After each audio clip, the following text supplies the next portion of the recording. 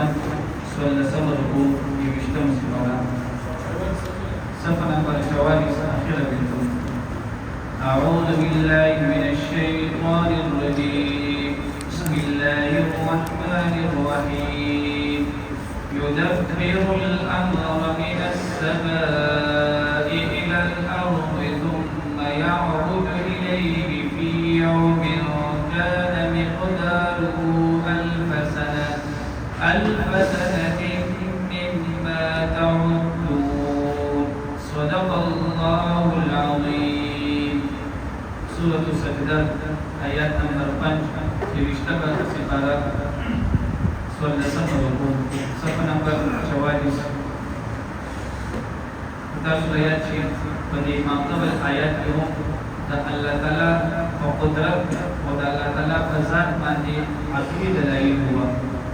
عقلي دلیل دې ته ویل کېږي چې الله رب العزت موږ تاسو په سینه پیژني. الله پاک موږ تاسو ته الله تعالی د قدرتونو نه پیژني. دا دې ماقبل آیات کې مختصره خلاصه ده. په دې آیتونو کې هم د الله تعالی په قدرت باندې دلایل دي. اوله خبره ده الله فرمایي چې په دې دنیا کې چې څومره کارونه دي هغه مخلوقات ته رزق ورکول دي، هغه د ژوندۍ ورکول دي، هغه د مرګ ورکول دي، د عزت ورکول دي، هغه شان د بې عزتي ورکول دي. نو الله فرمایي چې د ټول کار تنظیم چې کوم دی دا سپوما. نو معلومیږي دا چې په دنیا کې الله تعالی د خپل کار اختیار کې چاته نه دی ورکړی. د ټول دنیا اختیارات دا چا سره دي؟ د الله تعالی سره دي. نمبر 1. نمبر 2 الله رب العزت د ورځې د قیامت ذکر کوي. د ورځې د قیامت وی د هغه دومره غټه د هغې یو ورځ 1000 سنه چې 1000 کاله چې کوم دی د هغې مقدار دی. د ورځې د قیامت یو ورځ هغه چې کوم دی د 1000 کالو برابر ده. او سورۃ المعارج کې الله فرمایي کان مقداره 50000 سنه. وی دا ورځې د قیامت یو ورځ چې کوم دی دا 50000 کاله وي. یو ورځ دې مقدار څومره دی؟ 50000 کاله. او په دې صورت کې چې کوم دی 1000 کاله راغلي دي. لري څه مطلب دی؟ تاسو پوهیږئ کنه په یو ځای کې راغلي دي چې د قیامت ورځ به څومره وي؟ 50000 کاله وي یو ورځ. او دې ځای کې په دې آیت کې راغلي چې د قیامت ورځ به کوم دی دا 1000 کاله وي. نو علماء په دې کې تدقیق کړی دی. تدقیق یې داسې کړی دی چې دا به کوم دی د مجرمانو په حساب سره په مجرم باندې تېرېږي. لکه یو ډېر غټ مجرم دی نو په هغه باندې به کوم دی دا ورځ 50000 کاله پورې به داسې تېرېږي. بیا به یو بالکل لږ کمزوري شانتې مجرم دی، جرم یې لږ دی، نو په هغه باندې به کوم دی 1000 کاله پورې دا ورځ تېرېږي. او یو به کوم دی مسلمان وي. الله دې موږ تاسو هم په دې درېیم کیفیت کې واچوي. یو به مسلمان وي او مسلمان باندې به د قیامت ورځ دا به څنګه تېرېږي؟ لکه څنګه چې کوم دی د یو مونځ نه ولې تر بل مونځه پورې چې دا کوم وخت دی دونه وخته پورې به په مسلمان باندې د قیامت ورځ به تېره شي. علماء د هغې مثال ورکړی دی. وي داسې چل دی چې کله د یخنیانو شپې راشي، د یخنیانو شپه څه وي؟ ډېره زیاته اوږدې په 2 بجې باندې ماسخوتن لمونځ وشي او سهار چې کوم دی په 9 بجې باندې د سهار لمونځ وي. دا تقریبا 12-13 ګنټې شپه وي. د یو بجې کې چې کوم دی مریض سړی دی، مریض بنده دی، هغه ټوله شپه اوړي روړي اوړي روړي اوړي روړي. او یو زموږ ستاسو غوندې ځوان سړی وي، عاجزان راپاڅېږي هغه نه راپاڅېږي. د دې پاڼه نه تاسو تپوس وکړئ نو دا مریض به درته وایي ویره وي دا شپه راماندې سم د کال غوندې تېره شوې ده. خبره باندې پوهېږئ که نه؟ او چې کله صحتمند سړي وي هغه ته وایي شپه دې څنګه تېره شوه وي؟ مړی پسې لږ سترګې ورغلې او سبا شو باندې. نو داسې به کوم دی د قیامت د ورځې د مجرمانو حال کې هم وي. یو مجرم په ډېر زیات جرم کې زیات وي، کافر وي، مشرک وي، الله به په هغه باندې د قیامت ورځ دا به 50000 کاله د هغې مقدار کوي. یا به یو ښکته شانتې مجرم وي، په هغه باندې به چې کوم دی د قیامت ورځ 1000 کاله وي. او یو به چې کوم دی مؤمنان وي، مسلمانان وي.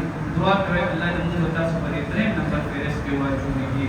يدبر الأمر الله رب العزت اعلم كبي الأمر تطول كونه من السماء إلى أسماننا إلى الأرض تربت مكتا ثم يعرج إليه يقول تخيجي الله ترفت في يوم فيورسك كان مقداره 1000 سنة بمقدار هذه يوزر كالده مما تعدون فهذا يساب تتاسو اشميره ذلك عالم الغيب ومدى الله رب العزت عالم دے الغیب ومٹو کارونوان دے والشہادت ومختار کارونوان دے العزیز زبردست الرحیم رحم کون کی دے الذي احسن كل شيء خلقه اللہ رب العزت فلسفت بیانی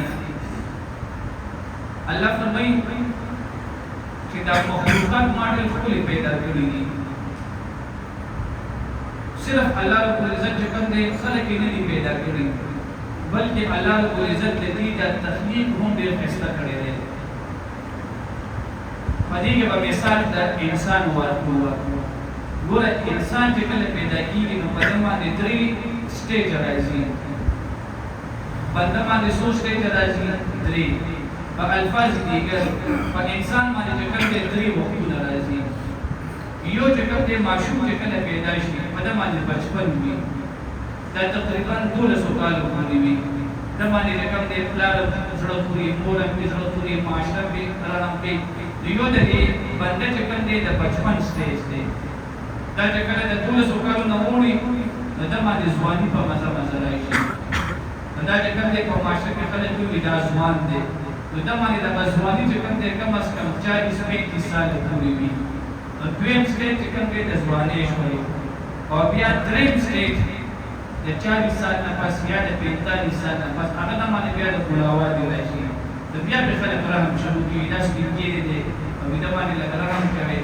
نو الله فرمایي چې ګوره د انسان د تخلیق تاسو نه خپل وکړو اول بچپن او بیا جوانی او بیا دریم نمبر سټیج څه شي دی بوډاپا الله هغه طرف ته اشاره کوي دا انسان هم داسې رقم دی اوس نه دی پیدا کړی بلکې د تخلیق هم ماډل خپل کړی الذي الله تعالی هغه ذات دی احسن كل شيء چې خیر کړی دی هر یو شی خلقه چې الله رب العزت پیدا کړلو وبدأ خلق الانسان وشروع قبل پیدایش د بنیاد من طين خورنا ثم جعل نسله بجور کړو د نسل من سلالة الأقلاسنا من ماء مهين لقبوها قلنا ثم سواه مهين هذا قبوت ملكيه چې انتهایی حقیقی دی نو دی کې الله تعالی د انسان پیدایش ته هغه انسان د څنګه پیدا شوی دی د